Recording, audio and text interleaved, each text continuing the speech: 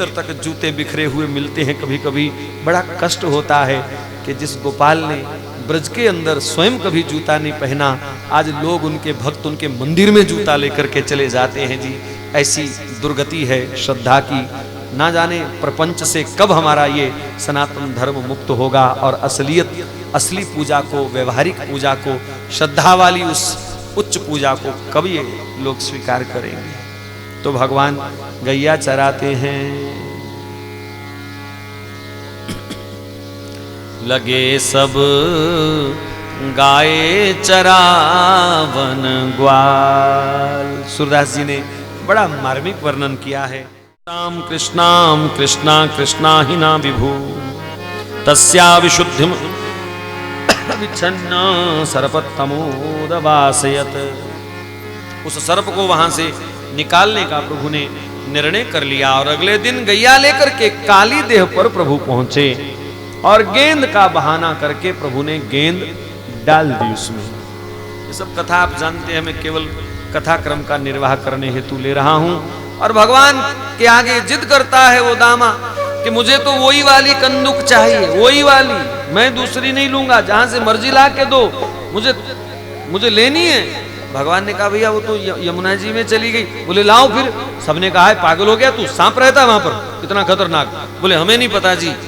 भगवान इतने में तो कदम की डाल पर चढ़ गए और धड़ाम छलांग लगाई जी।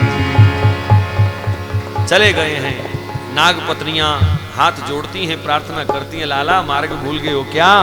कहा नहीं, मार्ग भूले नहीं है, तेरे पति को मार्ग दिखाने आए हैं। माँ यशोदा का क्या हाल हुआ होगा। बलराम जी ने बड़ी मुश्किल पकड़ के रखा। सब डूब जाना चाहते हैं, लेकिन बलराम जी कहते हैं मैया कुछ देर रुको, अगर कन्हैया बाहर ना आए तो हम सब कूद करके प्राण दे देंगे। कन्हैया के बगैर कौन जिएगा ब्रज में। लेकिन इधर भगवान उस कालिया के साथ घोर युद्ध करते हैं। कालिया भी पूरे वेग से फन चलाता है और भगवान एकदम पिचक जाते हैं नीचे से और बेचारा फन मार मार करके इतना थका दिया प्रभु ने उसको कि बस उसकी पेश अब तो थोड़ा ढीला पड़ गया। भगवान ने बंसी से प्रहार किए हैं। बोले बस कितना मधुर बोलता है और तू इतना कोमल शरीर वाला विष छोड़ता है, ये ले बंसी से थोड़ा प्रसाद ले ले। भगवान ने बंसी से उसको प्रसाद दे दे करके मार करके उसको थोड़ा रक्त उसका निकाला, गंदा विष उसका निकाला। लेकिन समझ गया कालिया भी कि ये कोई साधारण जीव नहीं है जो मेरे से युद्ध कर रहा है जल के भीतर। प्रभु की शरण में वो हुआ। भगवान को कहता है प्रभु मैं तो गरुड़ जी के भय से यहाँ छुप के बैठा हूँ और गरुड़ मुझे यहाँ आकर खा नहीं सकता, गरुड़ जी को श्राप है यहाँ नहीं आ सकते। तो उसके लिए भगवान ने कहा उसका इंतजाम हम किए देते हैं, तुम्हारी फन पर हम नृत्य करेंगे, चरण चिन्ह बन जाएगा।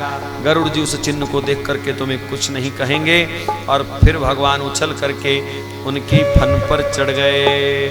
सब ब्रजवासी चिल्ला रहे थे, रो रहे थे। अचानक दिव्य बंसी स्वर उनको सुनाई दिया। श्री सूरदास जी महाराज लिखते हैं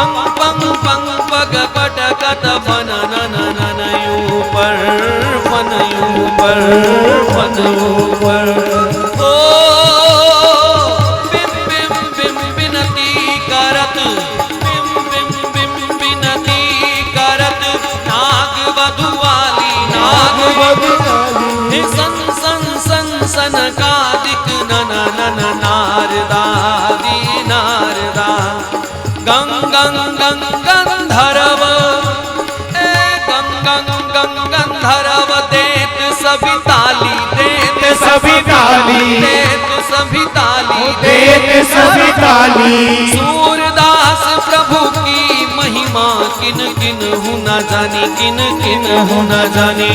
चन चन चन चन चरण धरत, चन चन चन चन चरण धरत, चन चन चन चन चरण धरत। अभय भयो काली, अभय भयो काली, अभय भयो काली, अभय भयो काली। बोलिए कालिया मर्दन भगवान भगवान ने कालिया को मारा नहीं, रमणदीप भेज दिया। हृदय रूपी वृंदावन में प्रेम रूपी यमुना जी की धारा बह रही है। काम क्रोध का कालिया इसे प्रदूषित कर रहा है। काम और क्रोध को नष्ट तो नहीं किया जा सकता, इसे एक कोने में ला करके रखो। बहुत आवश्यकता जब पड़े, कभी अपने ऊपर ही क्रोध करने की जरूरत हो, तब क्रोध को निकाला जाए। और काम की भी एक मर्यादा है, क्योंकि काम तो शंकर जी ने भस्म किया था तो भी सूक्ष्म रूप से प्रतिष्ठित करना पड़ा, उसके बगैर सृष्टि नहीं चलती। तो काम क्रोध रूपी कालिया को थोड़ा एक कोने में रमण दीप में रखो, ताकि ये तुम्हारे भक्ति भाव को, प्रेम रूपी यमुना की धारा को प्रदूषित ना करने पाए। वृंदावन में काम क्रोध का कोई काम नहीं है जी। इस प्रकार ये प्रेरणा देने वाली कथाएं हैं। लेकिन एक अफसोस की भी बात यहाँ आती है कि उस कालिया के प्रदूषण को तो भगवान ने खदेड़ दिया, निकाल दिया, लेकिन आज इतने इतने मोटे गंदे नाले कालिया बन करके यमुना जी को खा रहे हैं। उन कालिए नागों का मुख कौन मोड़ेगा, ये बहुत चिंता का विषय है। वृंदावन के भीतर बाहर की छोड़ो, वृंदावन के सब गंदे नाले, और अब भी इतना खुदाई का काम इत्यादि जो चल रहा है, सब नाले का प्रवाह जो है वो श्री यमुना जी की ओर ही है। सब गंदगी उधर जा रही है, लेकिन कोई विरोध करने वाला नहीं, कोई सुध लेने वाला नहीं। यमुना जी का बहुत बुरा हाल है जी। आने वाली पीढ़ियां तो आचमन भी नहीं करेंगी, देखेंगी भी नहीं। आचमन तो अब भी नहीं होता जी, सच्ची बात। कभी कभी छोटे छोटे कीड़े आ जाते हैं हाथ में। इतना बुरा हाल कर दिया। दिल्ली का पूरा गंदा नाला सब उसमें मिला दिया गया, और सारा पानी तो पीछे पीछे ही नहर में खत्म हो गया।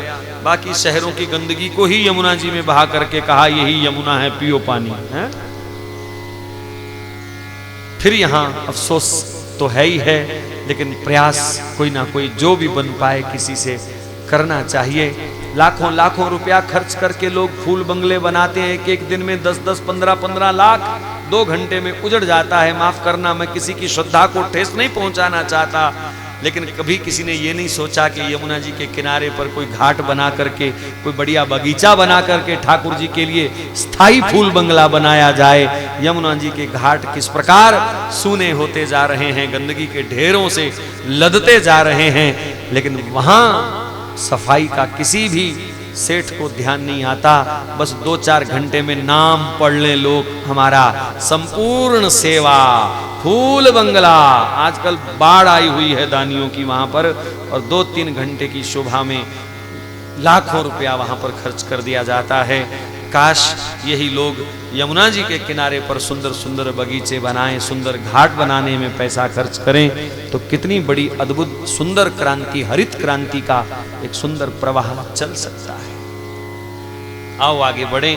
ठाकुर जी ने एक दिन वृंदावन में आग लगी तो उस आग को पान कर लिया। भगवान सारी आग पी गए। ये आग क्या है? भक्तों के जीवन में काम क्रोध की आग इत्यादि लगती है। भगवान कहते हैं सब ताप में ही समाप्त करता हूं, और ब्रज के अंदर भी भगवान ने ये सब ताप समाप्त किए। या फिर एक और कारण, भगवान ने अग्निपान क्यों किया? भगवान के श्रीमुख से ही अग्नि का प्राकट्य हुआ है। मुखाद अग्नि रजायत, भगवान के तो श्रीमुख की पुत्री है अग्नि। शायद बेटी बाप से मिलने के लिए आतुर हो रही थी, वृंदावन मिलने आ गई, तो भगवान ने मुख में लेकर के उसको शांत किया। इस प्रकार दावानल पान के बाद श्री सुखदेव जी महाराज ने वर्षा एवं शरद ऋतु का बड़ा मार्मिक वर्णन किया। लगभग स्वतंत्र सा विषय है। भगवान की वेणु माधुरी को सुन सुन करके गोपिकाएं किस प्रकार भाव विभोर होती हैं। बादलों की क्या स्थिति है, मयूर की क्या स्थिति है, बछड़ों की क्या स्थिति है, हैं? ये वंशी रूपी दूती पर किस प्रकार गोपिकाएं अपना प्रेम अनुसावर करती हैं, हैं? गोपिकाएं गीत गाती हैं, वेणु गीत इत्यादि, इस वंशी को अपना लक्ष्य मान करके। कभी कभी गोपिकाएं चिढ़ती हैं, सौत के रूप में वंशी को देखती हैं। हमारे वृंदावन के सुप्रसिद्ध नारायण महाराज जी ने बड़ा सुंदर एक पद लिखा। गोपी कहती है कि वंशी नहीं ये तो सौत हमारी, वंशी नहीं ये तो सौत हमारी। याही कारण ग्रह काज बिसर गयो, सुध बुध हर लीनी रे सारी। वृंदावन की प्रवीण नारी जग धीरज धर्म पति व्रत वारी। कैयन की इस लाज डुबोई तो वन वन घूमे बदन उघारी। नारायण हम तो नित तर से और ये भई अधरन की अधिकारी। या तो ब्रज में मुरली बसेगी या ब्रज में बसी है ब्रज नारी। ये जी मुरली नहीं ये तो सौत हमारा। इस वंशी को देख करके वो बादल भी रजस्वला हो जाते हैं जिनमें पानी नहीं था।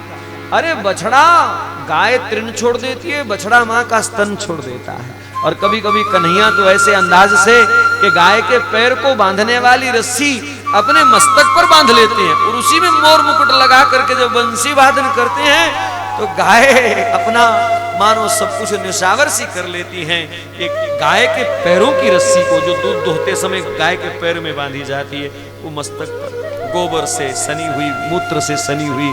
लेकिन ये गौ माता के प्रति विशेष प्रेम है ठाकुर जी का कि उसकी पैरों की रस्सी को भी भगवान अखिल कोटि ब्रह्मांड नायक सिर पर धारण कर लेते हैं। इस प्रकार अनेक सुंदर वर्णन सुखदेव जी सुनाते सुनाते आगे बढ़े।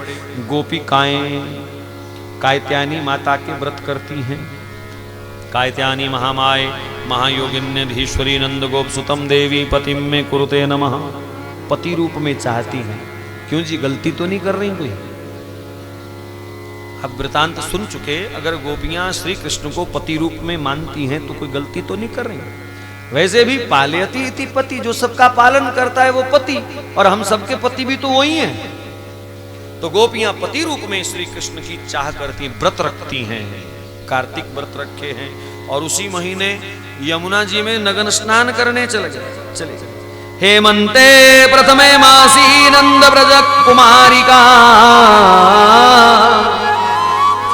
श्री यमुना जी में स्नान करने गई तो भगवान ने वस्त्र चुरा लिए।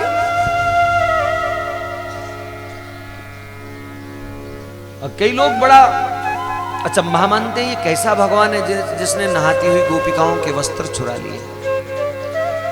चलो पहले संक्षेप में कथा देख लें, दर्शन क्या है। भगवान ने वस्त्र चुरा लिए। गोपियां स्नान करके बाहर निकलना चाहती हैं, वस्त्र ना देख करके फिर भीतर चली गई। अरे वस्त्र कौन ले गया? अरे यहाँ तो बंदर भी नहीं था कोई, वस्त्र कौन ले गया? दूसरी बोली, एक कान्हा से बढ़कर के कौन बंदर होगा, वो देखो कैसे सब लेकर के हमारे कपड़े बैठा हुआ है।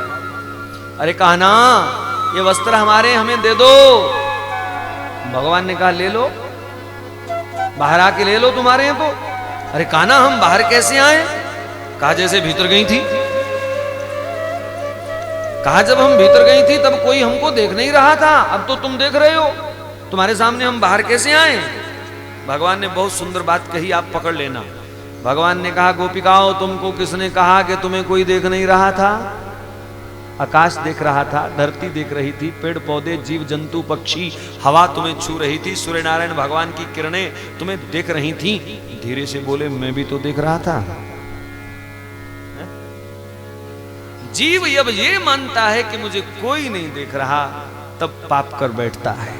अगर वो ये सोचे कि मुझे कोई देख रहा है तो शायद पाप से बच जाएगा, और पाप से बच जाएगा तो ताप से भी बच जाएगा, त्रिताप से भी पाप के कारण ही ताप होता है और अंत तो गत्वा नरक तक आदमी को ले जाता है पाप। तो जब ये सोचा जाएगा कि हमें कोई देख रहा है तो फिर पाप नहीं होता। अब भगवान ने कहा सब देख रहे थे भाई, अब आ जाओ बाहर, ले लो अपने कपड़े। और कुछ लोग छुपा देते हैं इस कथा को, लेकिन मैं स्पष्ट कहूं, गोपिकाओं को नगन अवस्था में ही भगवान ने निकाला है। अपने गुप्त अंगों को ढकना चाहती हैं, लेकिन भगवान कहते हैं हाथ खड़े करके आओ। यहाँ फिर अचंभा होता है जी कि ये प्रभु ने ऐसा क्यों किया। इसके पीछे बहुत गूढ़ बात है। ये गोपिकाएं श्री कृष्ण को चाहती हैं, दुनिया को प्रभु दिखाना चाहते हैं। सच्चे प्रेम की परिभाषा क्या है? प्रेम किसे कहते हैं? प्रियतम सामने खड़े हैं, प्रेमिका के तन पे वस्त्र नहीं, एकांत है बिल्कुल। लेकिन सुखदेव जी महाराज कहते हैं एक पल के लिए भी किसी का मन